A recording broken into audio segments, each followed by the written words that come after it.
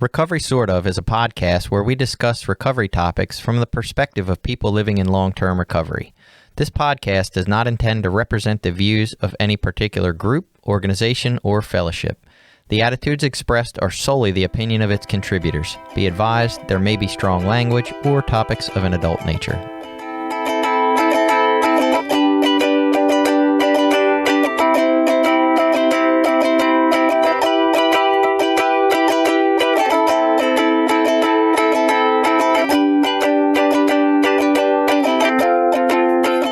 Welcome back. It's Recovery Sort Of. I'm Jason, a guy who has a job. And I'm Billy. I'm a person in long-term recovery.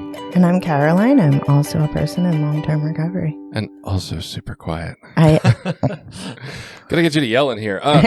So we're going to continue our conversation about work. And last time it was a lot about the obstacles that we run into as being people in recovery, things that might be in our work history or not in our work history, different complications that arise. And now we're going to transition into the idea that we carry these spiritual principles that we learn in recovery and in our meeting and fellowship environment into all of our affairs, right? We take these out into the world. We take them into our family life. We take them into our work life.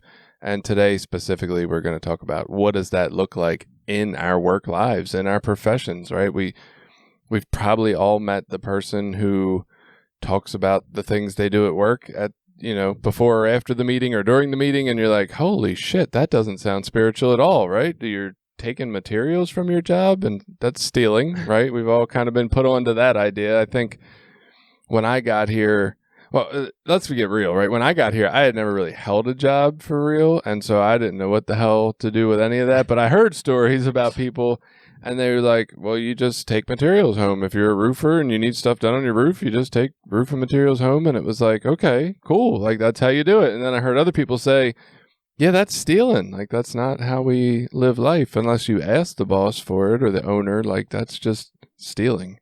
I'm sure there's some other, good anecdotal stories we have about different people and how they do maybe some weird things in our work environment. For me, like thinking about people like who have a reputation in a field, like car dealers who have a reputation of being shady. I'm like, how can you be a car dealer in recovery? But I've known a couple, right? So I think it's just exploring how in the world we can use these principles to our advantage, maybe in professions where these principles seem like hindrances, maybe just in any of our jobs. So who's up? Who wants to say something about that? Well, I can say I take materials home from my job of the type of like pens and paper, but I also work remotely. So I think that's encouraged. I think you brought up a really good point, Jason, the careers where almost the very act of being in that field is in direct contrast seemingly to the spiritual principles that we are encouraged and learn to apply in recovery. Car dealer is a good one. Another one I was thinking of was, those people that like that whole subfield within the recovery field of people who are like actively recruiting people to go to their recovery program, or like selling families on the program. There's some really cruddy stuff happening in that world. And maybe not all of those people, certainly not all of those people are in recovery, but certainly some of them are. And it really makes me question. But I think humans also have a pretty strong ability to justify their behaviors, right? So that's probably something that's really, really key in this is making sure that you have self-awareness and that you're not kind of justifying behaviors that really go in opposition to your spiritual principle because it earns you money.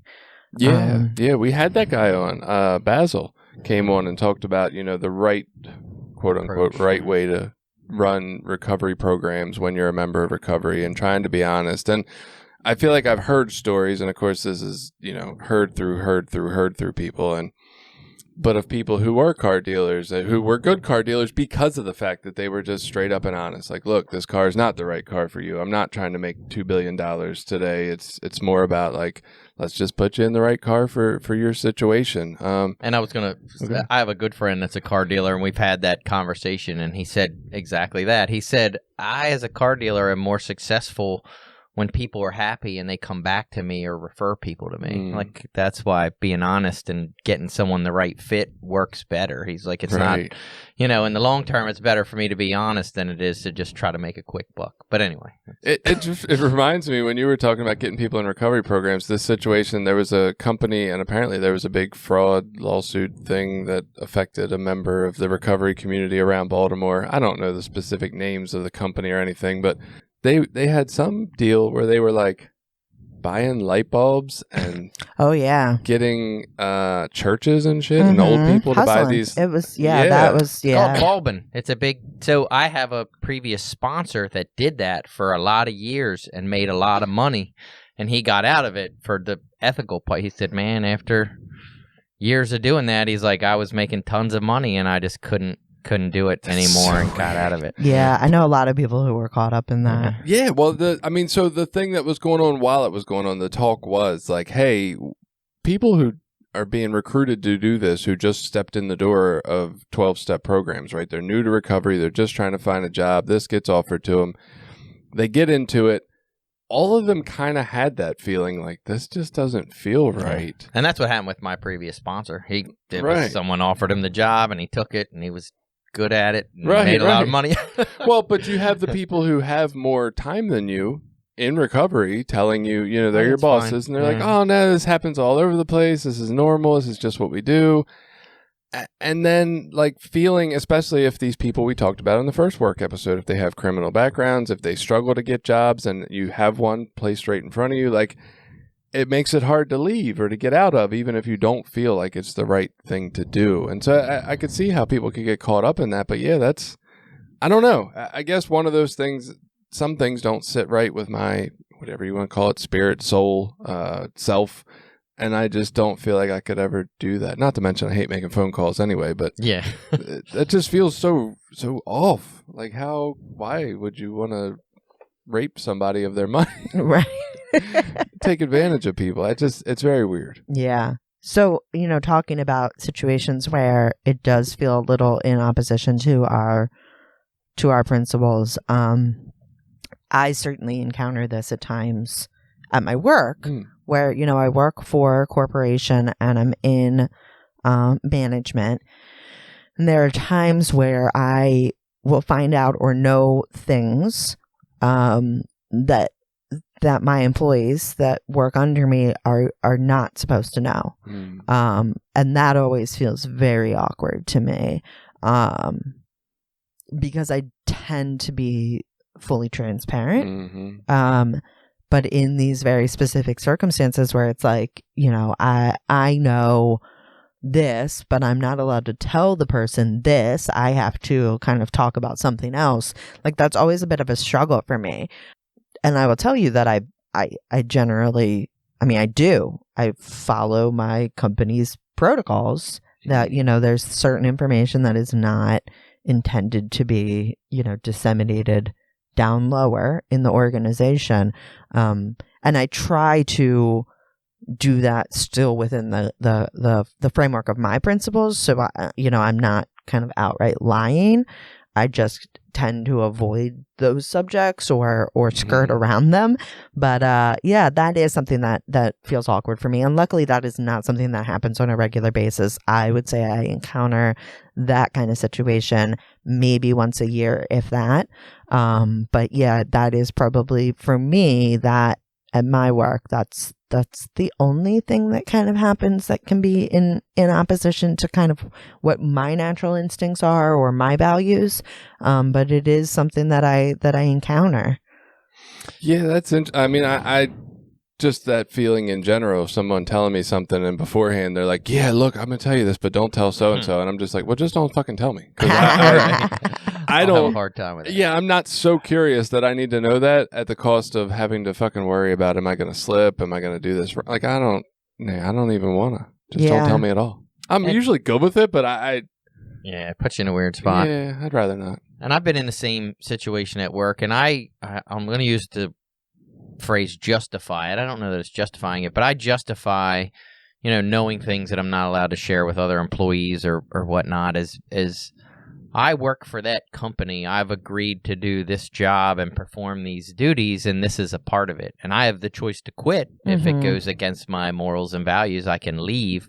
But I shouldn't do a bad job at my job because I don't agree with it morally or ethically, or I just talk to my boss about it and say, hey, I don't know that this is the right thing to do, or this is why I don't agree with that, and then we figure it out. But, right. Yeah, but I still think following my duties as an employee, my responsibilities as an employee, for me, has come first. Now, it's never been anything overly ethical, It's not like some sort of whistleblower situation where there's terrible things happening. The water's tainted. Right. Yeah. Don't tell anybody. Right. So that might be different. But. Right. But I'm sure that is the excuse or the justification that people use when they actually are doing things that are questionable. Yeah. They can tell themselves that same thing. Well, this is my job. This is what I'm supposed to be doing. So it's like, what is the line? And I agree. I think that's the stance I take too, which is why I do it, because that, as a person in management at my company, that is an expectation that, that I will at times know things, and it's not for my employees to know. And it is in most cases benign. But again, that line, like, where's the line? Well, and to be honest, and this isn't a judgment or criticism of you, but it even sounded very much like a justification when you were like, well, I'm not outright lying. And then I remember having a conversation with like a sponsor years and years ago where he was like, look, there's lying, telling false information. There's just not telling the whole truth, right? Like, that's part of lying. And then there's like these other forms of lying. So like there's lying different by omission. yeah. There's like different versions of lying. So like we can say, well, I'm not outright lying, but it's a lie either way. Like, yeah. I think the real test for me, when I think about kind of one of the worst case scenarios of that potential situation, would be if I knew, like, everyone's getting laid off in a month, and I'm not allowed to tell them for a month until like the day they're laid off, and they're not getting severance, something like that, where it's like a really extreme impact to their lives. Right. And I know about it, but they're not supposed to know about it in advance. And knowing about it in advance would allow them to prepare and find another, like that. That would be the real test, because that would be very hard for me. But again, the expectation would be that, if my company says don't tell, then I'm not supposed to tell. That would be a big struggle. I was thinking, I come out golden on the side of this. Therapists don't have no reason to lie. We're always doing spiritual principles. And then I realized that's not true, right? So a lot of insurance does not cover couples or families counseling, right? And so the way to get around that is to see one person and code it that way for insurance to cover it, and then just see everybody while you're doing that. And that's a lie, whether, no matter how you want to look at it. But I think there's a lot of therapists who would say, well, that's a lie because our system's fucked up and we want to make sure these people get the help they need. Like, family and couples problems are real and are affecting our world, and they need to be addressed. And so we need to have this covered by insurance. So I don't know. Like, I feel like that would be viewed by people in my arena as a justifiable lie. Like, it's, yes, we know we're lying, but the point is we're lying for a purpose because the system's fucked up. Right. So does that change how we view, like, carrying out a spiritual principle? Like, so it's interesting. I have these conversations with somebody who follows more Buddhist practice versus like 12-step practice, I guess. And like 12-step is like, oh no, you just follow the spiritual principles no matter what. That's just how you do it. You're always honest, period, right? Even to the detriment of fucking people. And Buddhist practices is like, well, what's your intent? Well, if your intent is good, then it really doesn't matter what the fuck you're doing, honestly. Like, if you lie to save someone's life, well, fuck it, you lied to save someone's life. That's great. The intent was awesome. The ends justify the means. Right. So that's an interesting perspective too. I don't feel like we have that in 12-step world. Like, we don't talk about, oh, well, if your intent was good, that's fine. I think that's a problem of addicts in general. We think in these absolutes and concrete ways. It's like learning about the gray areas of life and how to manage those gray areas is where we struggle the most. Yeah, but I do think, even though like technically our program is like never lie, I've had numerous sponsors over the years that have told me like, no, in that circumstance, it's okay. So in like actual practice, I think that always feels not weird. We have a rigid. saying that's fake it till you make it. That's a lie. I don't think that's a lie. I don't see. That's funny. I always look at that differently. I always think of fake it till you make it. It's not like lie about where you're at. It's just act as if. I'm going to act as if I believe that things will work out, even if I technically don't yet. And we'll see what happens by just acting like they will. Okay. Does that feel different, or does that still feel it like a feels lie? different. Sounds different. Oh, okay. So, interestingly, I did a little bit of Googling because that's the most I do to prepare for this ever, and came across an article that talked about some things, and the guy was talking about, and who knows how old this shit was, but he was talking about building like parts that went on to F-16 bomber planes and talking with a sponsor about feeling like that's shitty, right? I'm like contributing to people dying probably.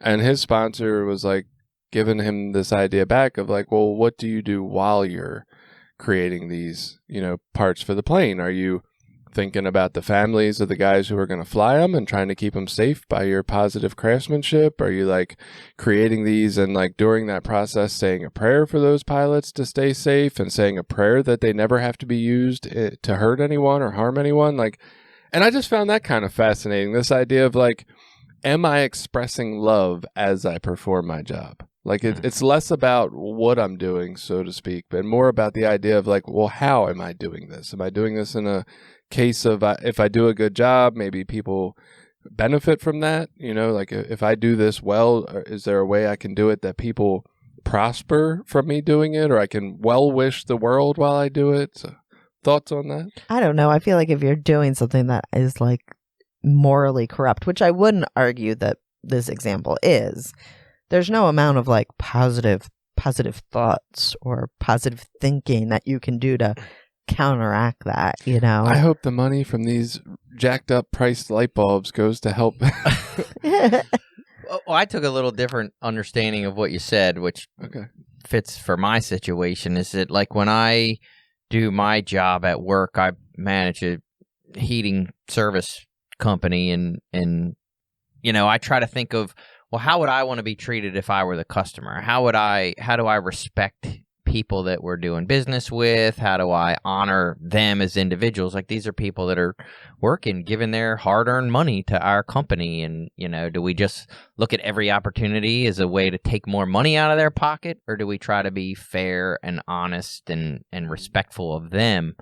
And in that case, it makes the job way easier, because when there are conflicts or differences, like I don't go into, if somebody's mad at us or upset about something, a bill or an issue that they had, like when they call, I don't immediately feel defensive, because I know that our company tries to be fair and honest, and yes, we make mistakes and we'll take ownership if we made a mistake. But if you got a bill and you don't like it, I don't feel like I'm not immediately like defensive and argumentative and things like that. So it makes that aspect of things easier, because I know our approach comes from like the right place. Right.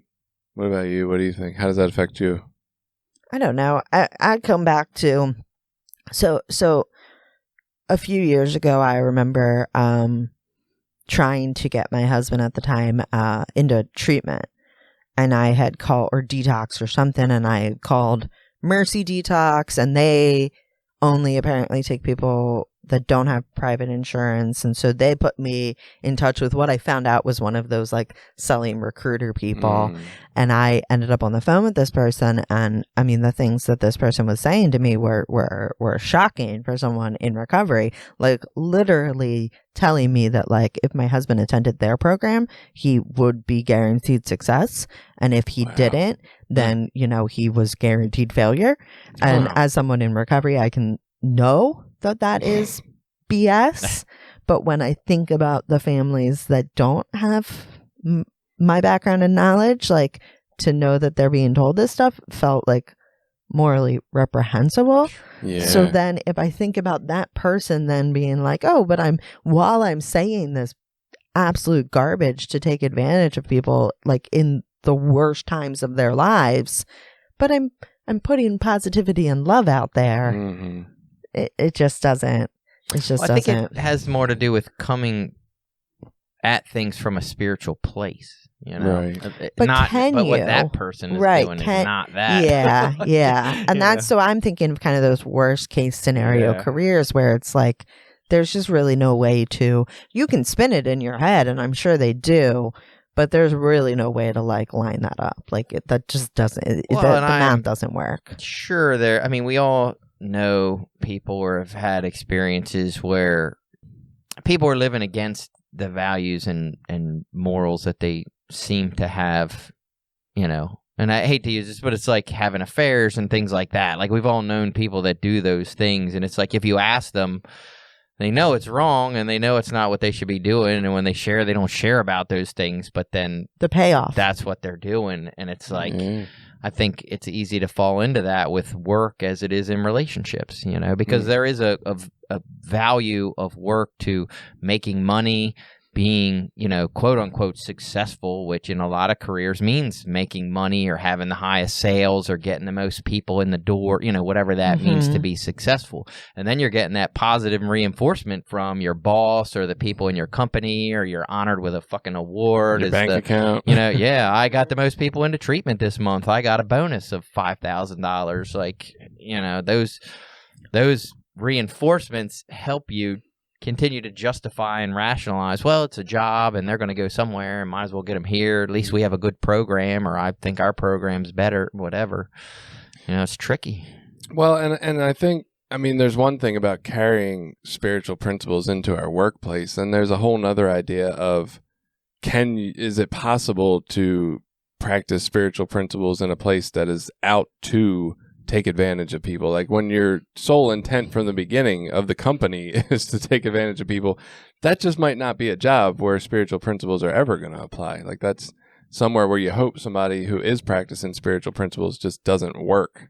Right. I don't know that there's some way to like if my whole job is based on getting people into a certain treatment center and I can't do that just based on saying, hey, you know, we're a treatment center. This is what's positive about us. There's some other people out there that do some different things or some similar things. You know, we're just one of those spots. If that's not enough to sell people on it, and this comes back to one of our traditions, right? That one of the 12-step traditions is about the idea of like attraction rather than promotion. And it's not that they don't promote that they exist. The theory is they don't promote some outlandish claims. It's just like, this is what has worked for some people and it might work for you. Check it out. And I feel like if a company could do that, that's not taking advantage of people. But once you move into, we only make money by people's ignorance, there's no spirituality in that. And I don't think you can bring any to it and be successful. Right. Yeah. At the core. I mean, I was thinking when you started talking about this, I was thinking about the light bulb scam and, you know, could those employees bring spiritual principles to work? And they certainly could.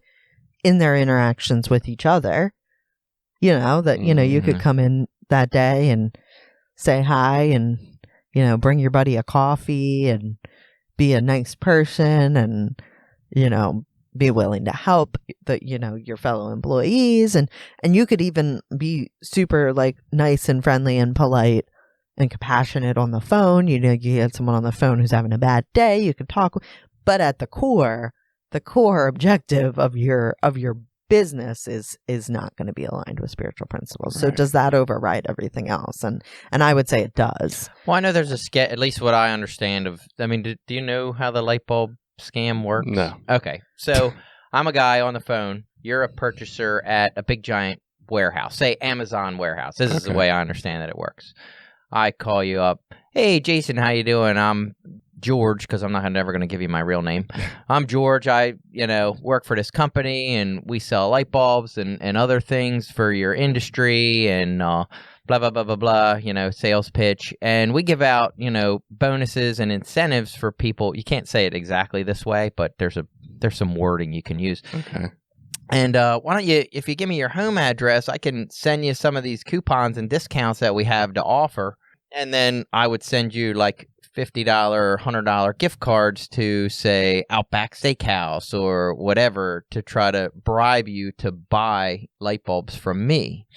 Then you're getting a kickback to use my company to buy your light bulbs. And I'll send you light bulbs, but I'm going to send you whatever the T87 bulbs that you can buy at Lowe's for whatever, $100 a case, but I'm going to charge you $400 a case for them.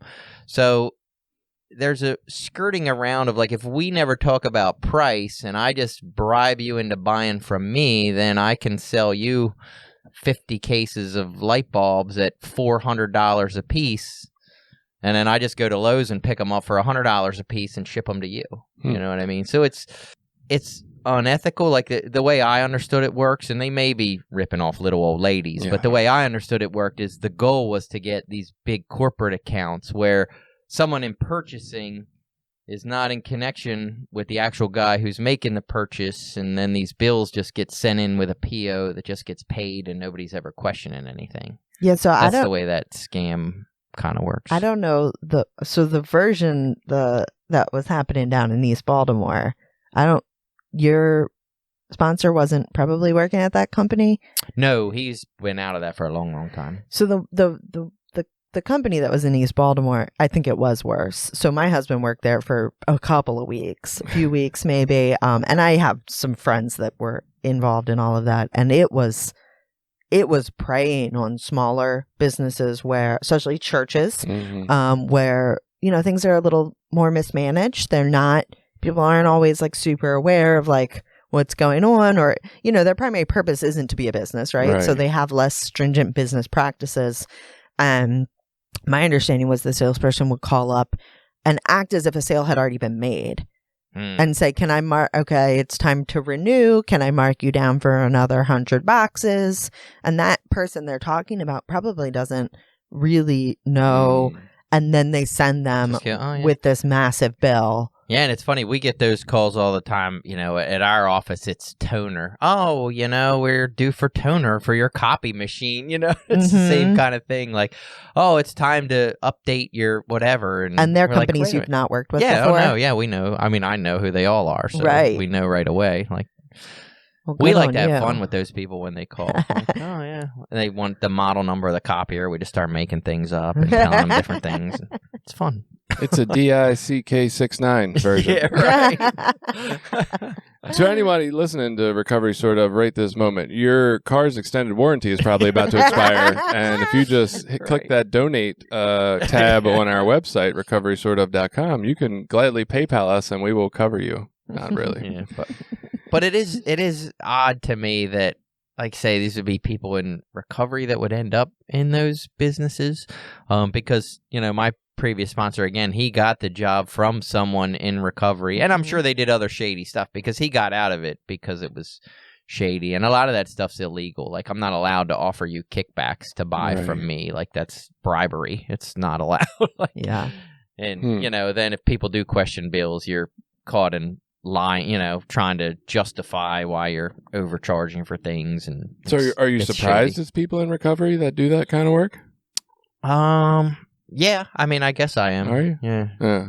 I think it makes a lot of sense to me. Like, and not to say that people in recovery are bad or anything along those lines, but when we first get here, we are probably very used to shady practices in our life of how to manipulate and make money from nothing. And I think it is this process of recovery that helps us learn. Like, there's a reason we have to learn the spiritual principles, in our version, at least through the 12-step program. There's other programs that do it in other ways, but there's a reason that we have to be retaught these things and recover them, right? Because we've lost them. And our way of life is very, how do I get over on everyone around me? I think we're like the perfect candidates when we walk in the door to do that kind of work. Like, yeah, this feels like what I did before, right? I'm good at this. Yeah, I think the shame is when, it's the person with 15 years clean who owns the business and is running the business.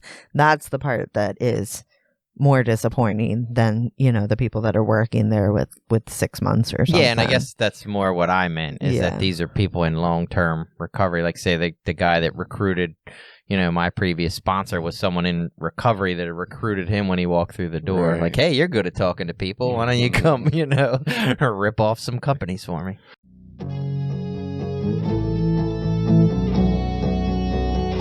This episode has been brought to you in part by Voices of Hope, Inc., a nonprofit recovery organization made up of people in recovery, family members, and allies.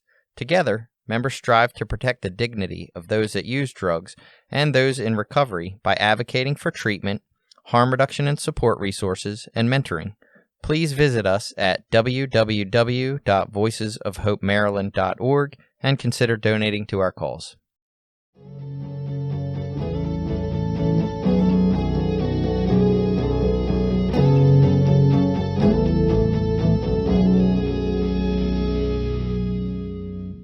So to take this in a slightly different direction, what about instead of necessarily the work practices, right? Just the idea of, does my on-the-job behavior demonstrate humility and loving service, right? Like I think a lot of us go to work and we're miserable and we probably have crappy attitudes. Maybe we're not at the job we want. Maybe we don't feel like we make enough money. And there's nothing wrong with any of those thoughts. But how do we act on them while we're there? Do I just go to work and understand that, hey, somebody's paying me, maybe not enough, but they're paying me to do a service right now. And like, that is my job today. So I'm going to do it to the best of my ability. I'm not going to take extra breaks in the bathroom on my phone. I'm not going to take hour-long shits. I'm not going to I'm not going to, steal material. I'm not going to is it just, I'm not going to treat my coworkers with disrespect, right? I'm not just going to, and I guess I always look back to my own experience, like construction site work, like people losing their fucking minds and being angry with people around them or when mistakes happen. Like, am I just being I hate to just say just a good human being, but am I practicing these principles just in the way I carry myself and my attitude, right? Yeah, maybe I am tired and I don't really want to be here, but this is what people pay me to do and I signed up to do that. We created some contract to do that. Like, am I carrying out my duties with humility and loving service in mind while I'm here? So in my recovery practice in my normal life, I've come to believe and come to experience that when I practice spiritual principles in my life, things get better than if I just try to manipulate and do the easiest thing in that moment. Mm-hmm. And I've come to have those experiences over and over and over again. It's like doing the right thing in the moment leads to better outcomes later on down the road. Mm-hmm. And that's been my experience at work. So, more recently in the last couple years, I've taken on a different management role, and I try to bring in a lot of the spiritual principles, that I learned in my life into work. Honesty, communication, like making sure everybody's getting what they need out of their job, checking in with each individual employee. Hey, how you doing? How you feeling?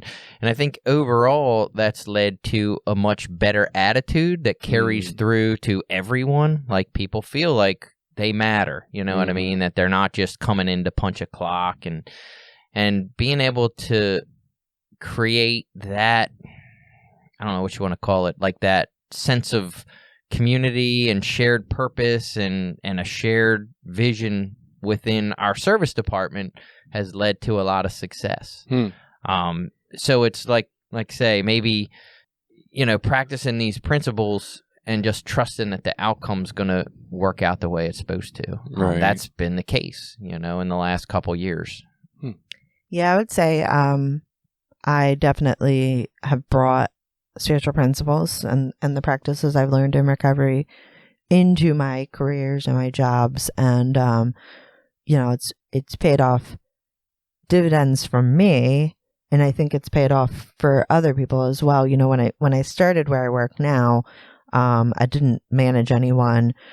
So I didn't really have as much of an impact on other people at the company as I do today. But certainly applying things like willingness and commitment and perseverance, things of that nature to just my job and my tasks really helped me to to be recognized as a good employee and get the benefits of that. And now that I do manage people and I have a direct impact on other people's working life, which, let's be honest, I mean, we spend, unfortunately, in this country, we spend a good portion of our waking hours working. Yeah. Like, work ends up being a huge part of your life. 3-day work week. Yeah. 4 hours a day, 3 days. Yeah. I can't survive on that, but More pay. Double the pay. Right. I with my employees, I really try to make sure that they are having a good experience, because I believe that when people are happy and they feel appreciated, that's when they're going to be the most successful and the most productive. But definitely trying to, I don't view myself as their boss so much as like their coworker and leader, right? So Yeah, it's leader's not a good word. Yeah, it's not my job to micromanage them or grind them down into the dirt if they do something wrong, or like my job is to enable them to grow and become better, not just in their job today, but for future jobs too. And I think that really pays off. And I do that through humility is like a huge one. Like, I take a very humble approach with my team in that I'm kind of always constantly seeking their feedback and like having them weigh in on the different things that they are involved in. Because I believe like 2 heads are better than 1 and Democratic. 4 heads are better than 2. And, like recognizing people's intrinsic value and worth kind of regardless of where they maybe fall within the organization. But that all pays off for me too, right? Like, I when I have a team that's happy, they're doing better work. They're, rating me as a boss or a manager, as a leader better. So that's getting me recognized further up in the organization. But it also it sits right with me.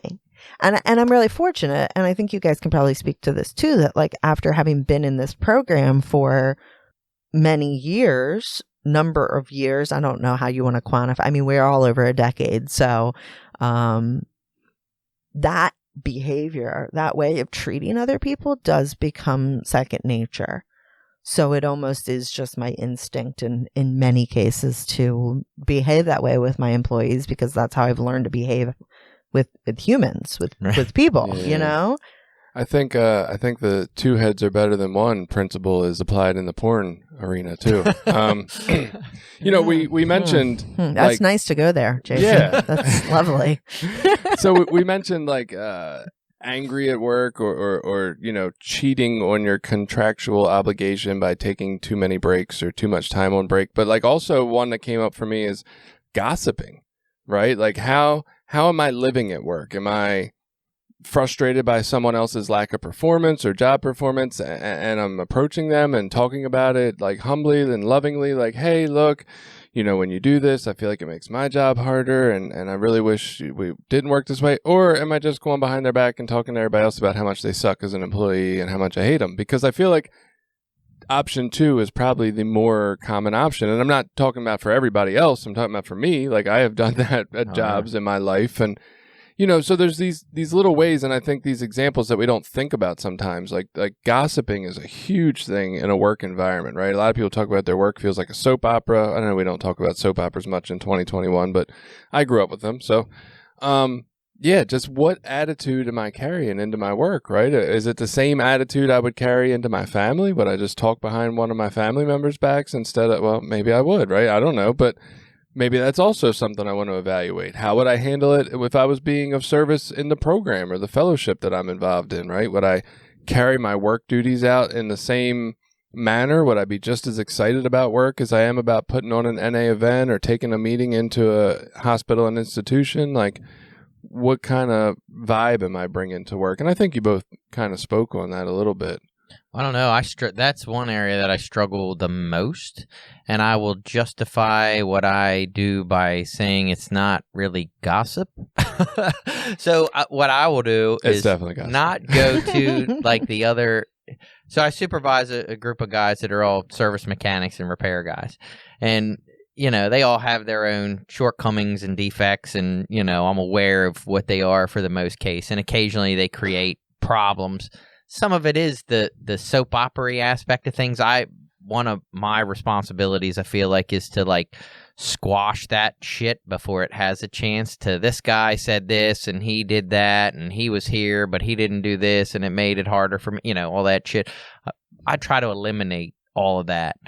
It shouldn't ever get past me amongst them. But what I do to vent some of that is I have another guy in the organization that's like an equal level to me that I will call him and bitch and complain. And it probably is gossiping about, fucking this guy did this today and fucking stupid, But Yeah. and I've justified it by being like, so there's no like direct consequence to that guy for that. And it helps me to get rid of it and let it go. And then I can just, like, for me personally, like, to do that, then I'm done with it. I don't hang on to it. I'm not carrying that over and stuffing it down. It's a way of venting it. And it's probably not the best. I mean, I'm not going to sit here and say, oh, yeah, that's the way you should handle it, because it's probably not a good way to handle it. But I feel like just stuffing it down isn't. Right. And if it is something that needs addressed with an individual, I don't have a problem going and talking to the individual about the situation. It's usually just dumb shit that it's like, aren't you a grown fucking adult? Do you really have to act like this in this situation? Like, what? I would argue, and not really argue, but I would point out, for me, at least in my experience with those type of situations, the drawback or the repercussion for the individual is that I am continuing to spread a negative view of them amongst other individuals. So next week when they do something quote unquote dumb and the other manager has to deal with it, he's already coming in with this negative bias towards that individual. The last dumb thing they did that he would have never even heard about, but you had to talk about it. And the success I found in that is talking to somebody outside of the whole thing about it, right? So I still get the opportunity to vent. It's just to somebody who doesn't even know that person and doesn't work there and doesn't care. And that provides the space to not stuff it down and it doesn't come back and carry on. But I mean, your setup might work for you, right? And maybe if that other manager is keyed into spiritual principles of like understanding that you're just venting and it's not about holding on to this and having this negative light, cast over this person. So, well, and it is funny because he does the same thing with me, and we'll tell each other that when we call. Like, hey, I'm just calling to bitch because I just got to get this out. And he'll do the same thing with me. He'll be like, I'm just calling to fucking just get, I got to get rid of this, so I'm telling you. So and I think that's definitely different than gossiping. And I would also say one could make an argument that is providing transparency to the other manager. Like maybe it's important for the manager to know the other things that are happening in the organization within the context of like that next time he has to deal with that employee. Now he knows what else is going on. Well, yeah, but it's a little different to have like, hey, just to let you know, had an interaction with this guy. These are the facts of what happened. You might want to know that going forward in case we need to have some kind of repercussions against what's going on. Bless you. Thank you. That was me. That's my attempt to not I'm totally blow my broken ribs out when I sneeze. So it's one thing to present those facts, but it's another thing to be having an event session, right? Because that's a lot of probably extra that doesn't just go into the facts of the situation. Tying into that a little bit, like, and I think this is an idea. Look, it's been a biological imperative, meaning it's been good for us to stay alive, to have a negativity bias, right? We notice what's wrong in the environment because that keeps us safe and living. So I get it. We all have that to some extent. Some of ours are more cultivated than others. Mine in particular, I like to see what's wrong, not what's right.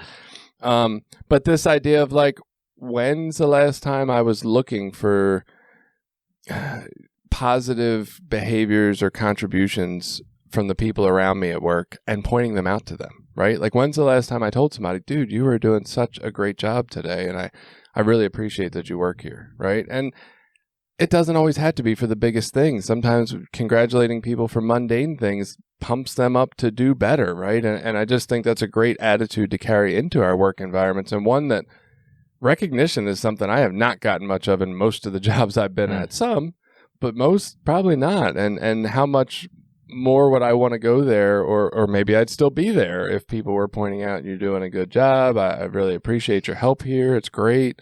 I don't feel like we do that enough. So I almost feel like in your position, you probably do that plenty. We do it a lot. We do a ton of pushes for that, rate your experience with our service and blah, blah, blah. And we get so much positive feedback anytime that a guy is specifically mentioned in a compliment, or where they say, like, the service tech that came to our house, or the guy, we specifically pointed out to the guy, hey, so-and-so mentioned you in a comment, things like that.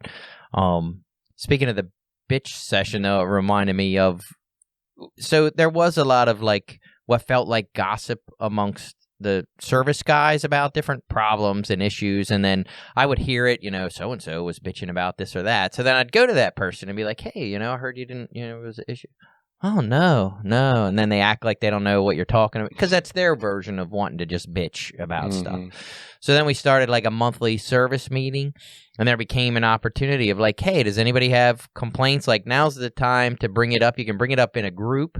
You can all gang up on me and tell me what I'm doing wrong or what things could be better, or, just take this as an opportunity to approach me, individually and bring up what the problems are and addressing their problems when they actually have them. Because that's the other thing. If you make a situation where they can vent their problems or concerns, but then do nothing, they will stop telling you their problems and concerns. You actually have to follow through on fixing problems or addressing issues if you want people to give them to you.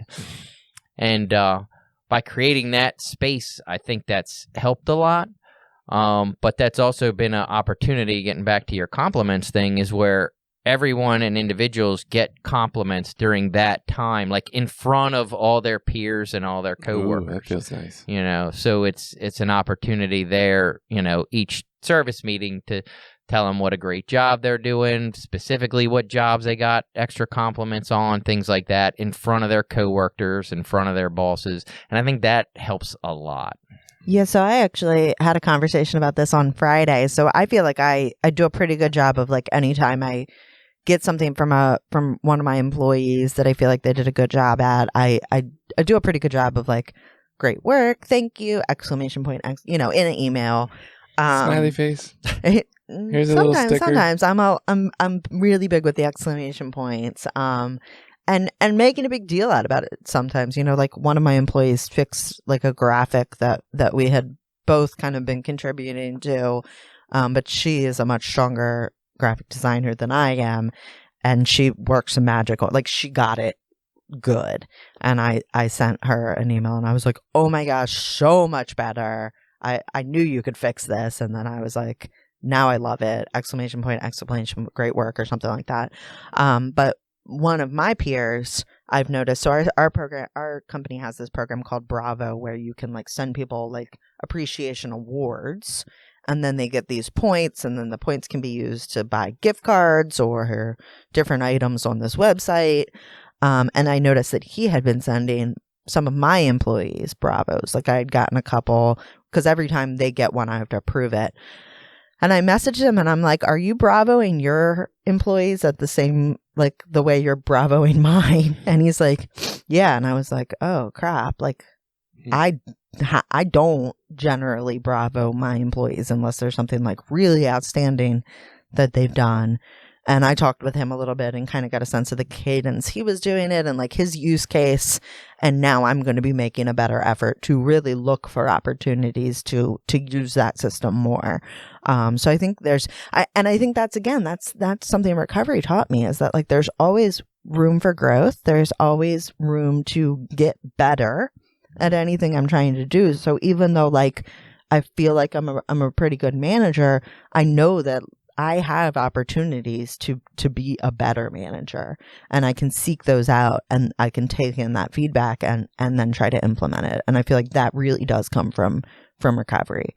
Yeah, being introspective and sort of maybe not formally, but like taking an inventory of the situation, what things are going good, what things working well, what things aren't working so good. Right. I mean, and another with the humility piece, another thing with individuals, just like say principles I've learned in the program that I can take into work is, certain employees, certain guys that work with me have stronger skill sets and weaker skill sets, and I can sort of honestly evaluate that and put them in better situations to succeed instead of forcing them to all be like, in a service industry, some guys are better at certain things than others, and I've gotten to know each individual guy instead of being mad that so-and-so can't do this or that so-and-so is better at that. I just try to put them in the situations that allow them to succeed. It makes my job a little bit harder, but it, in the end, makes it easier because then they're set up for success and they're not in a situation where they feel overwhelmed or doing something that they're not capable of. And,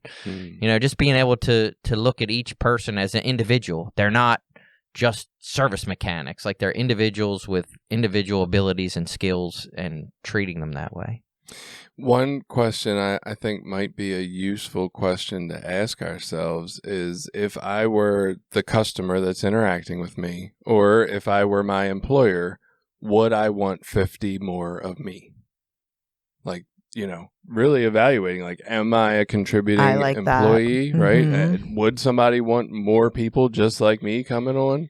Or, do I evaluate that and say, oh, if they had 50 of me, they'd probably go out of business in the goddamn bathroom all day looking at Pornhub. Like, I don't know. It's interesting. So it's hard to think of this from anything but my experience. Like, I, for whatever reason, have just generally been a good employee. I don't know if that means I just buy in or I just hate myself enough that I want to do a good job and get validation. But for whatever reason, like, I've always strived to, not really get recognized, but just to do whatever I'm doing the right, good way. Like, even when I worked at McDonald's at 19 years old, it was like, I want to put the exact amount of mustard on this sandwich that's supposed to be on this sandwich every fucking time, just because that's how I don't want to serve a burger where the burger's half off and the cheese is half off the other direction. And, like, I want this motherfucker to look like it looks in a picture, right? Or a burger that doesn't have a burger in it. Yeah. I've heard of that. But like, whatever internal drive I had to make this picturesque model McDonald's burger, right? It's not because they were paying me, $1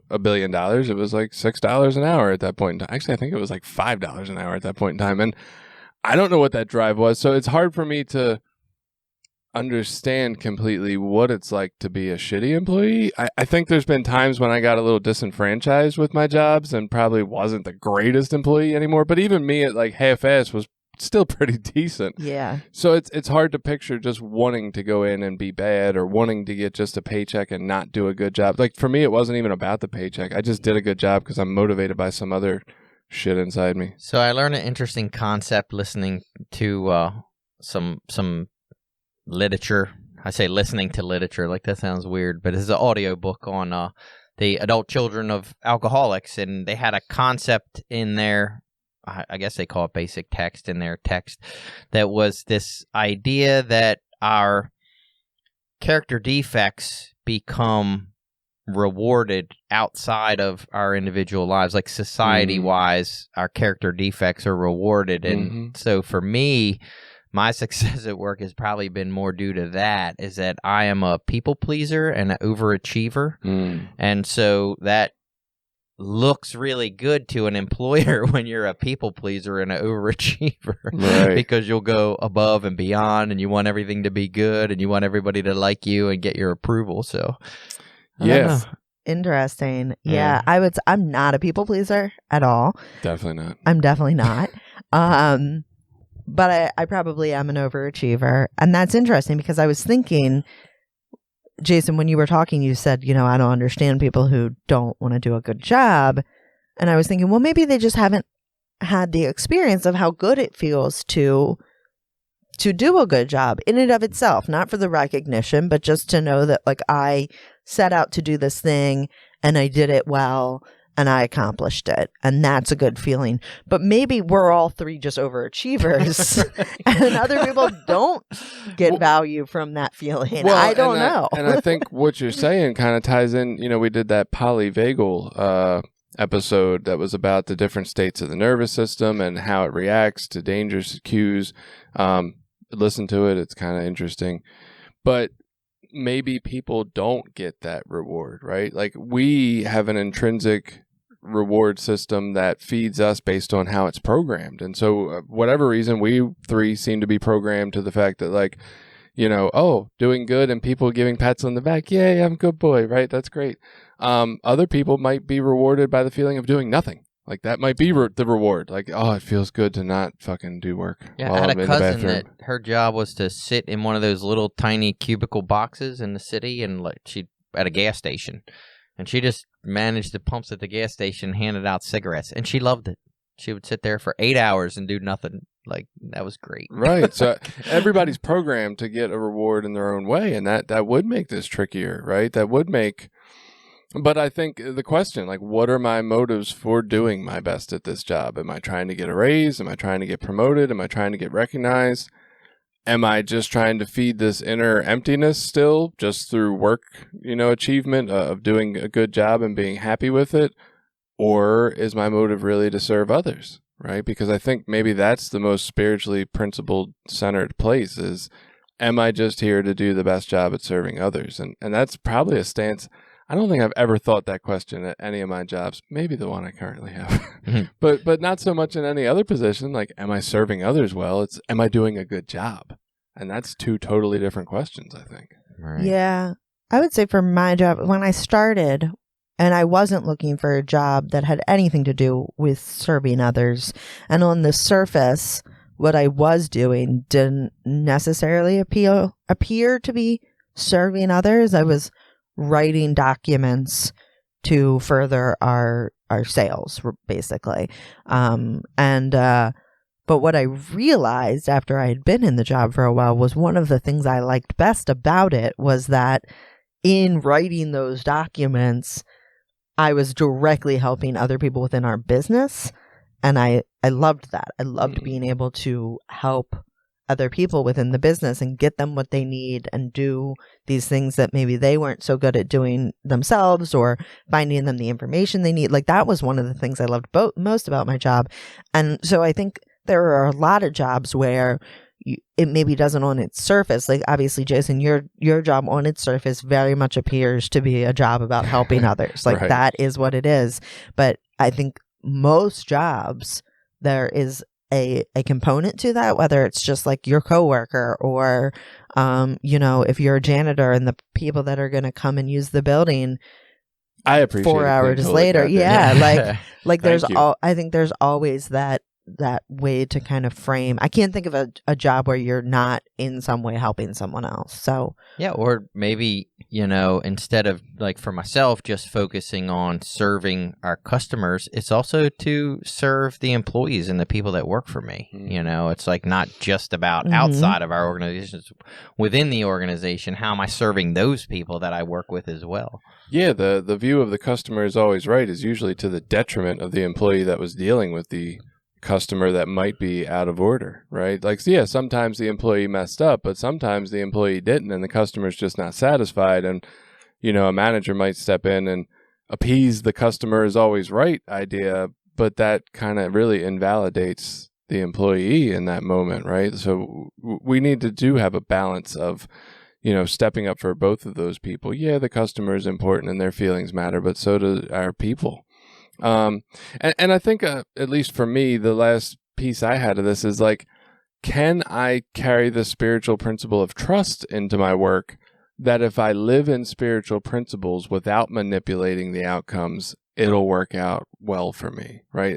Can I trust in that idea that if I just show up, if I just live in these spiritual principles, do my best job for the right reasons of trying to help the world, will that get me what I need in life, whether that's enough money to get by, whether that's, a promotion or recognition that comes with that?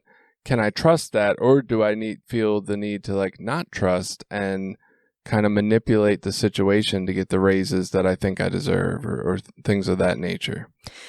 I don't think you can always trust that within every organization or every job, but I think that if you act in those ways and you start to see that your contributions are still not being valued, or you're not seeing indications of the progress you're looking for, or you're getting to a point where you hate your job, that's an indication that, okay, it's time for me to make a switch. Mm-hmm. I mean, I really believe, like I said, like people spend so much of their life working. If you hate your job, you're going to be a miserable person. Like I don't think that there's a way around that. So I would encourage anyone who hates their job, figure out what it is you hate about it and find something, even if it's still not your dream job, find something that's not going to have that thing you hate. Well, and I think this kind of ties into that a little bit, this idea of how much we work. You've said that a couple times today. The people who are driven so much to do a good job at work that maybe they're not doing the greatest job in their family. And I don't know if that ties into how do we carry spiritual principles into our home life episode, or if that falls more into this or somewhere in between. But yeah, am I following this spiritual principle idea of like, yes, I've given my company their signed up for amount of hours, and now I'm going to go home because my day's over and it's time for me to be of service elsewhere. Like this idea that like I don't have to continue to go above and beyond for my job to the detriment of the other parts of my life that matter. I think that's valuable too, because there's a lot of companies that make you feel like overtime is like necessary, or if you don't, you won't be viewed well. And can I carry my spiritual principles of like trusting that the outcome of that will be, well, you might not view me well, but I do a good job while I'm here and it's time for me to go home. My day's done.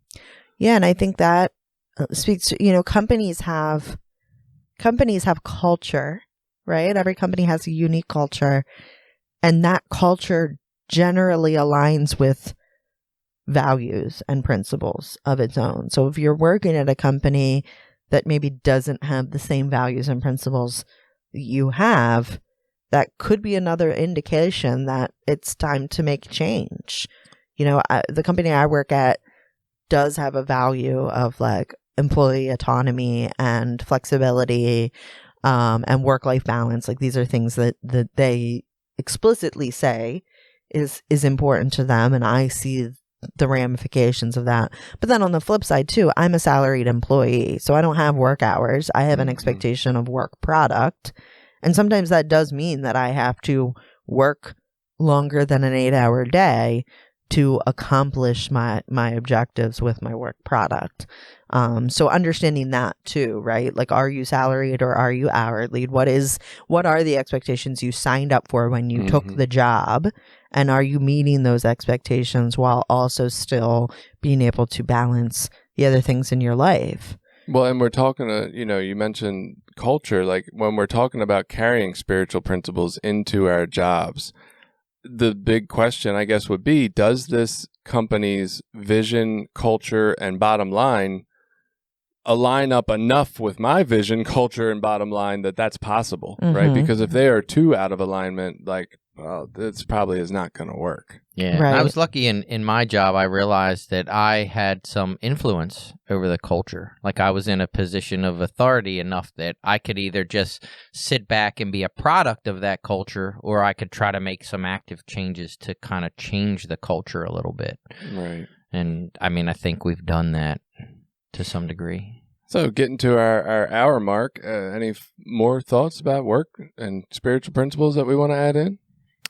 Just for me, I think working for a company that has shared values, or that I can live by the values that I believe in, it makes my life and my job so much easier. You know what I mean? I don't go home in these ethical dilemmas and things. And there was a time in my life where I felt like I was doing that.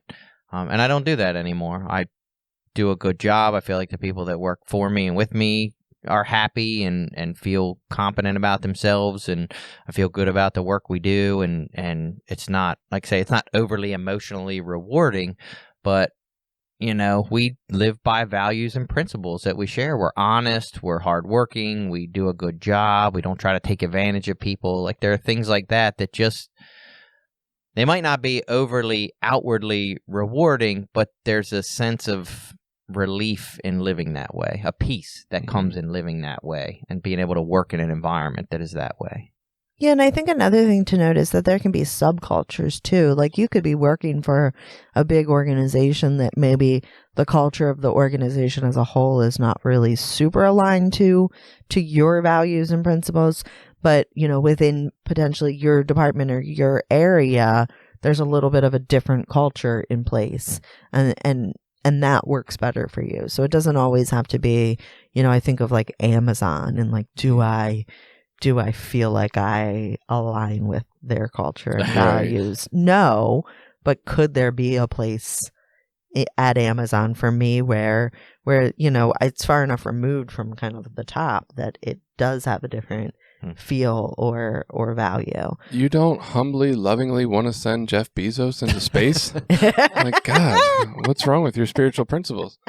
Yeah, and I would say, the first step to anything is awareness, right? Like this might be something we've just never thought of. So let's question ourselves. What spiritual principles am I enacting at work, right? Am I honest? Am I open-minded? Am I willing? Am I being of humble service? Am I here just to be of service to others and do the best I can? Am I trying to be loving in my actions? Like just questioning ourselves, like what does this actually look like in my life? Who am I really?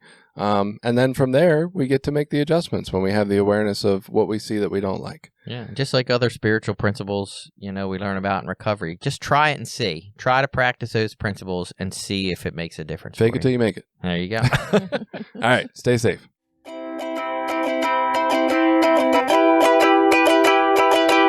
Did you like this episode? Share it with people you think might get something out of it. Check out the rest of our episodes at recoverysortof.com. Also, while you're there, you can find ways to link up with us on Facebook, Twitter, Instagram, Reddit, YouTube, anything. We're always looking for new ideas. Got an idea you want us to look into? Reach out to us.